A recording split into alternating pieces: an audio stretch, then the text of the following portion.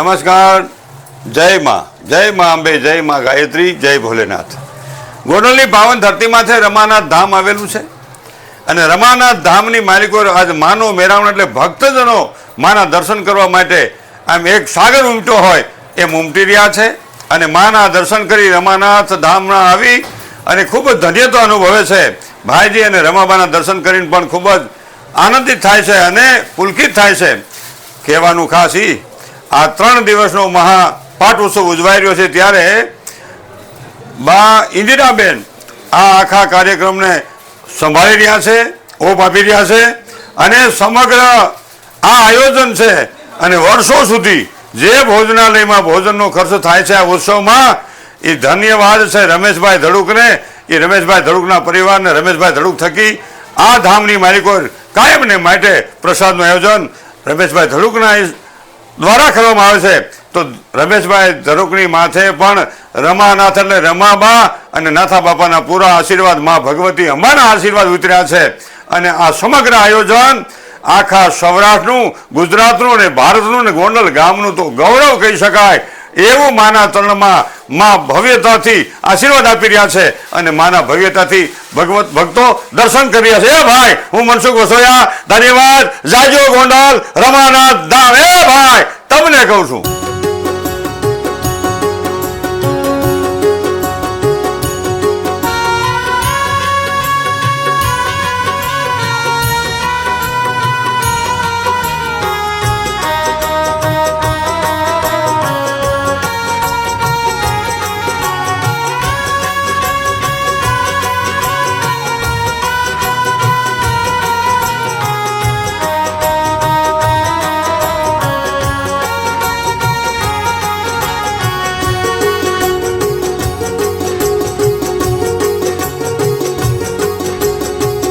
સર્ગ ભુવનથી ઉતરો ને માવડી,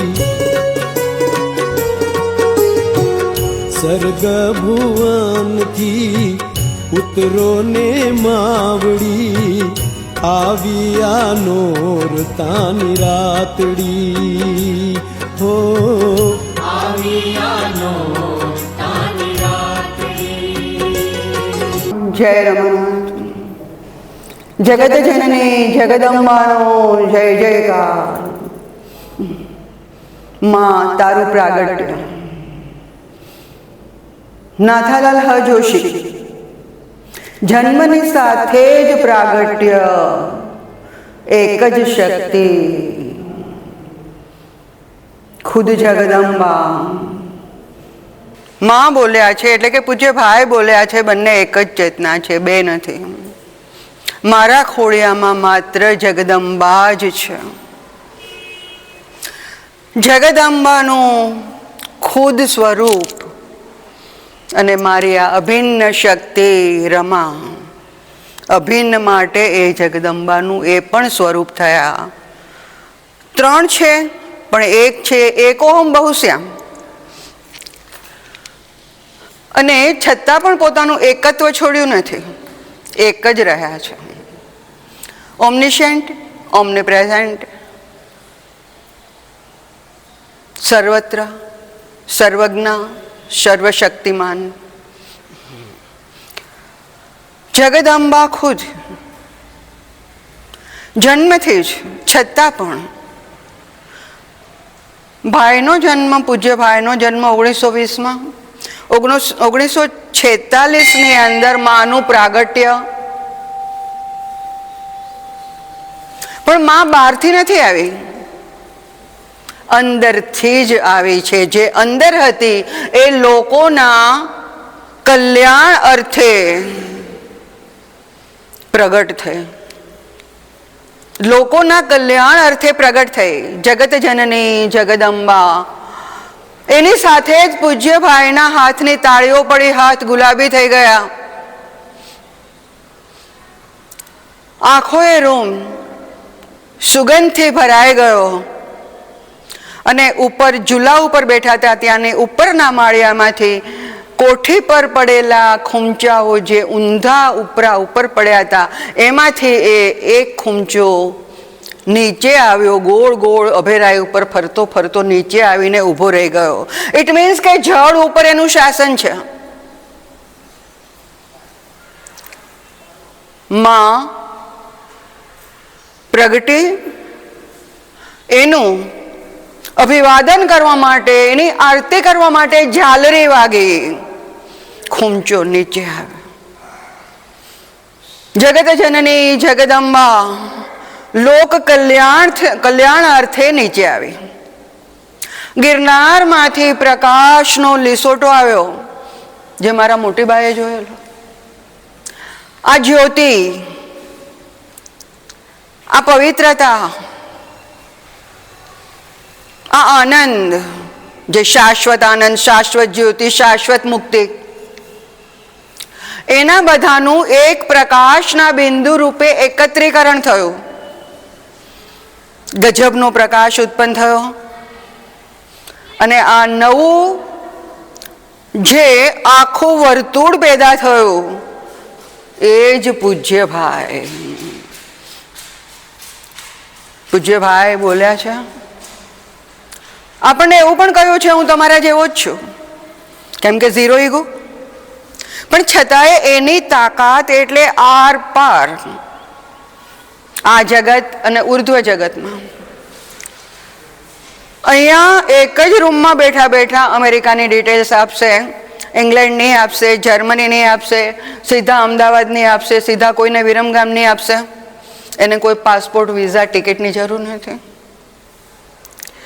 કારણ આપણે જેમ આ બે થાંભલાથી આગળનું દ્રશ્ય સીધું જોઈ શકીએ છીએ, એવી જ રીતે દરેક જગતને, સૂક્ષ્મ જગતને, ઉર્ધ્વ જગતને, ગોલોકને, મણિદ્વીપને, શિવલોકને બધાને આરપાર જોઈ શકે છે.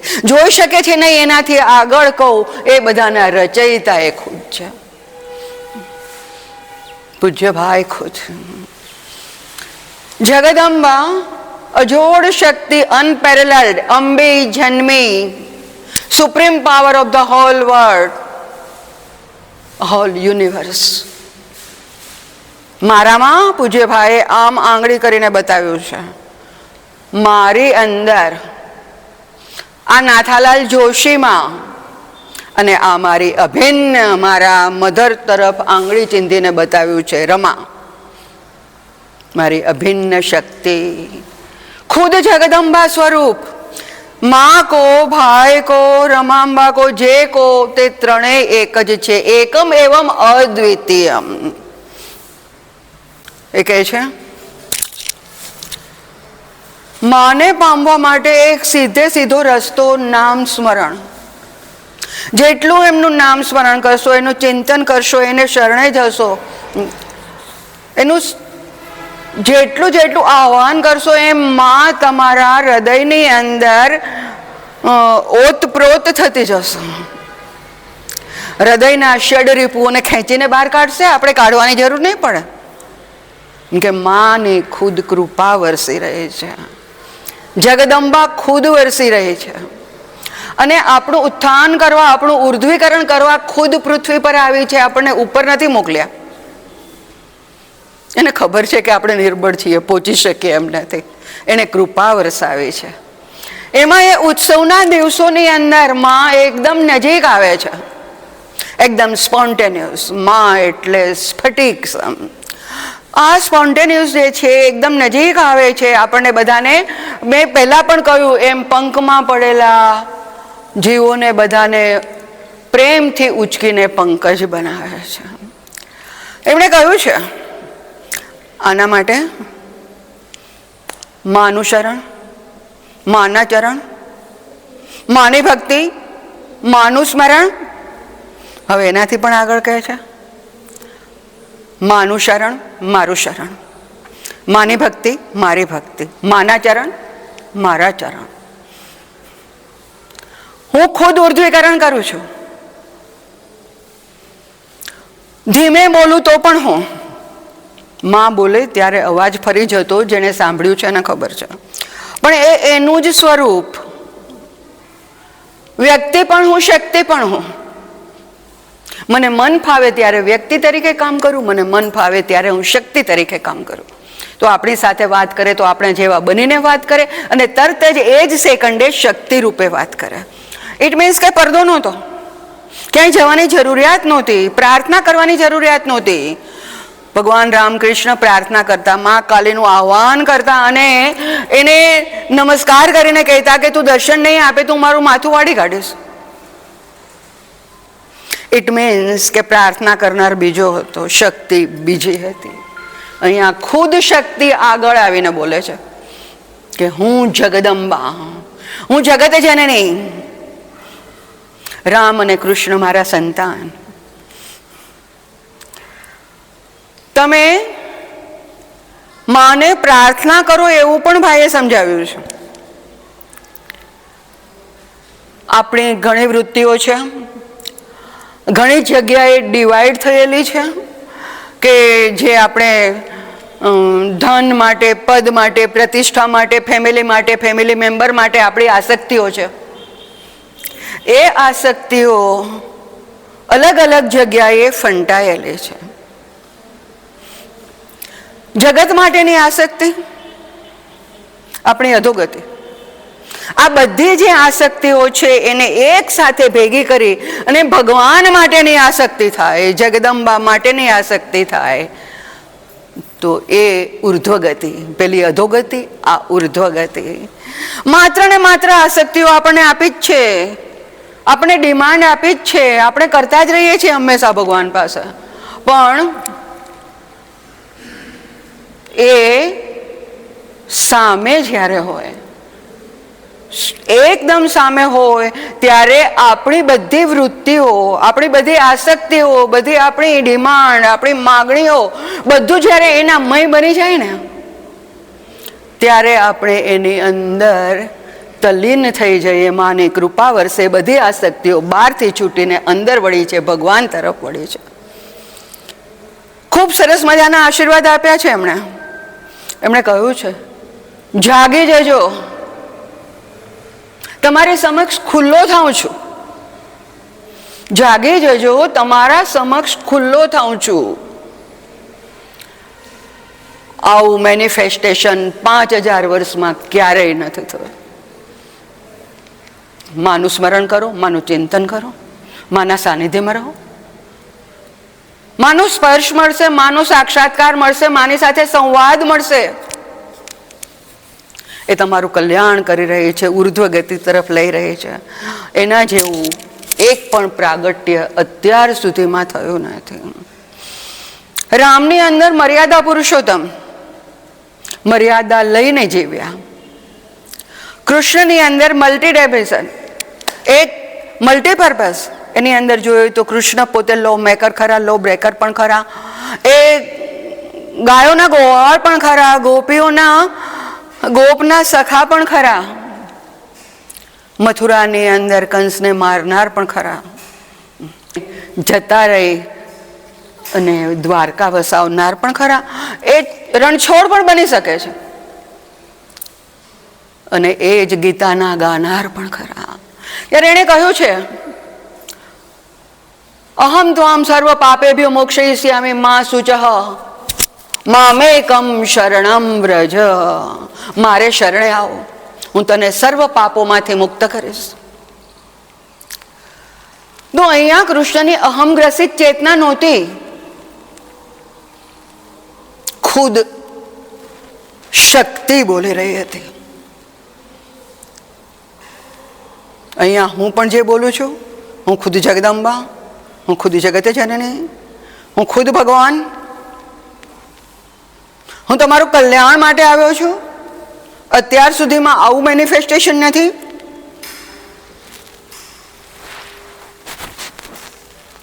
મારું નામ, મારું સ્મરણ, મારું ચિંતન, મારું શરણ ફર્સ્ટ પર્સનમાં બોલ્યા છે. તો અહીંયા અહમગ્રસિત ચેતના નથી, માં ખુદ સ્પોન્ટેનિયસ છે, એકદમ સ્ફટિકસમ છે. જે બોલી છે તે જગતના ઉદ્ધાર માટે બોલી છે. અને જ્યારે એ શબ્દો આવે ને ત્યારે ગજબના વાઇબ્રેશન્સ, તમે ડોલી જાઓ, તમે ઝૂમી જાઓ, તમારા રોમ રોમ ખડા થઈ જાય, તમારા શરીરની અંદર બ્લડ અલગ રીતે ફરવા માંડે, તમારું મગજ અલગ રીતે કામ કરવા માંડે. ત્યારે કોઈ વિચારો નથી, કોઈ પ્રશ્નો નથી, કોઈ દુઃખ નથી, કોઈ સુખ નથી. ઉપર જ્યારે ઉઠાવી લે છે ને ત્યારે સુખ દુઃખથી પર થઈ જવાય છે. મા જગદંબા ખુદ, અહમ નહીં, પોતે ઝીરો એગો, છતાં પણ આપણી સામે, આપણી સમક્ષ આવીને બોલે છે આપણી કોઈ પણ ટાઈપની પાત્રતા વિના આપણું કલ્યાણ કરી રહે છે, આપણું ઉર્ધ્વીકરણ કરી રહે છે, આપણને આગળ ને આગળ લઈ જઈ રહે છે. એના માટે જ જગદંબા આવે છે.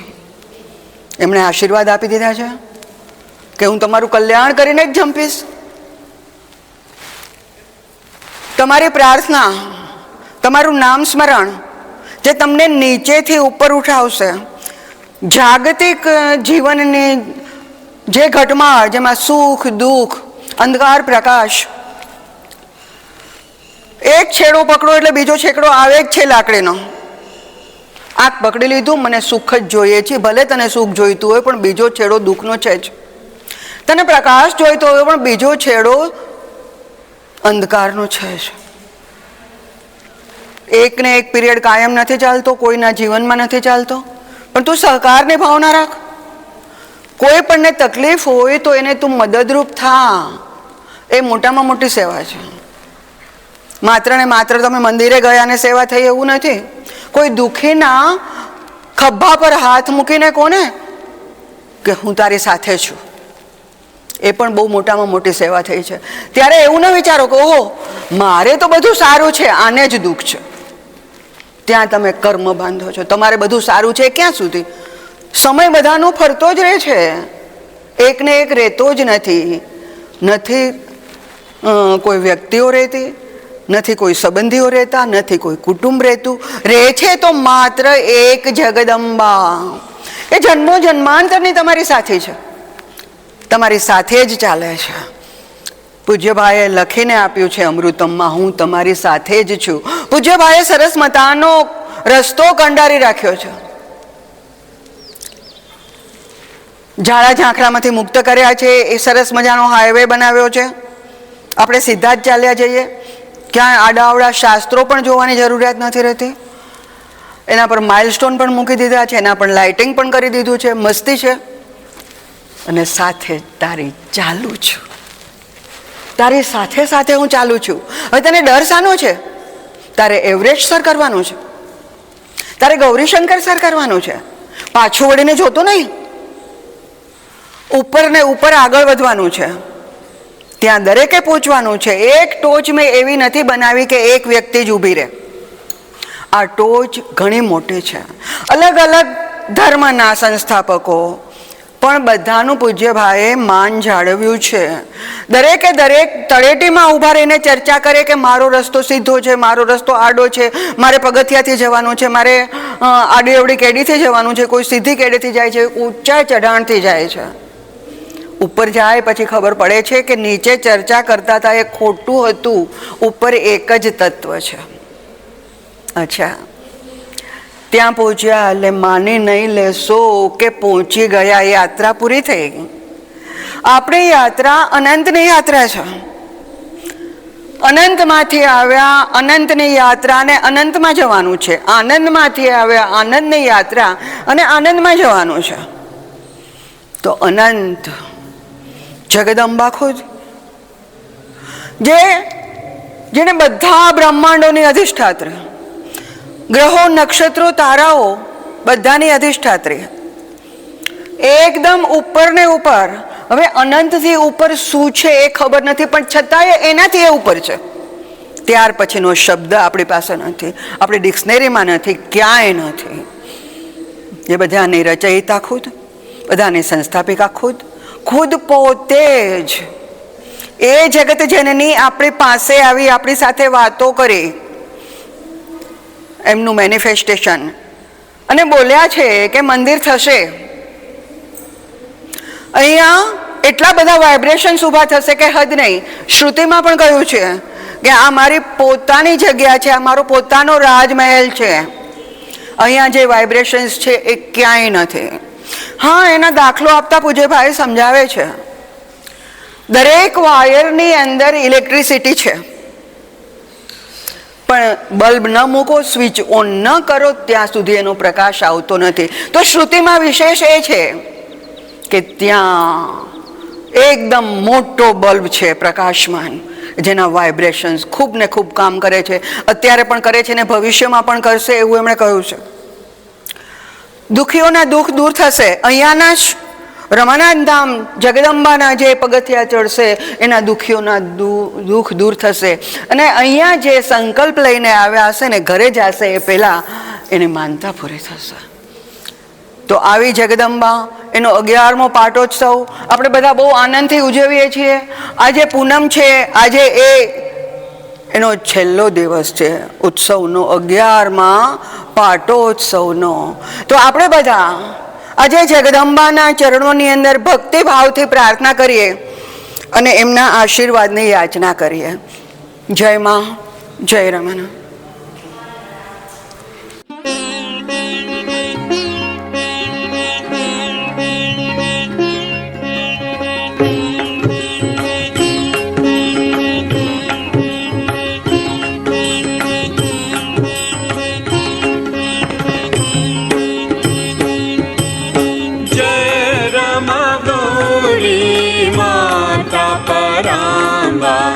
जय महालक्ष्मी जय जगदम्बा जय रमा गौरी माता पराम्बा जय महालक्ष्मी जय जगदम्बा जय रमा गौरी माता पराम्बा जय महालक्ष्मी जय जगदम्बा जय रमा गौरी माता पराम्बा जय महालक्ष्मी जय जगदम्बा जय रमा गौरी माता पराम्बा जय महालक्ष्मी जय जगदम्बा जय रमा गौरी माता पराम्बा जय महालक्ष्मी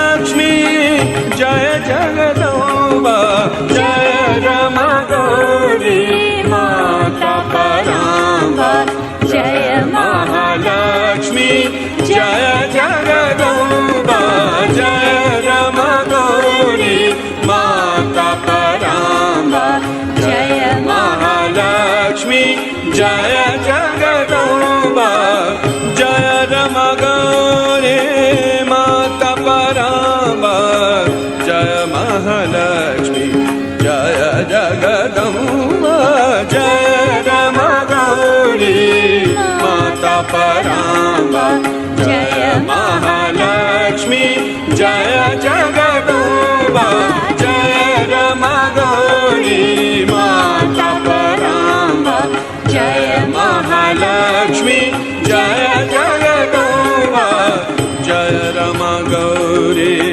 माता पराम्बा जय महालक्ष्मी जय जगदम्बा जय रमा गौरी माता पराम्बा जय महालक्ष्मी जय जगदम्बा जय रमा गौरी माता पराम्बा जय महालक्ष्मी जय जगदम्बा जय रमा गौरी माता पराम्बा जय महालक्ष्मी जय जगदम्बा जय रमा गौरी माता पराम्बा जय महा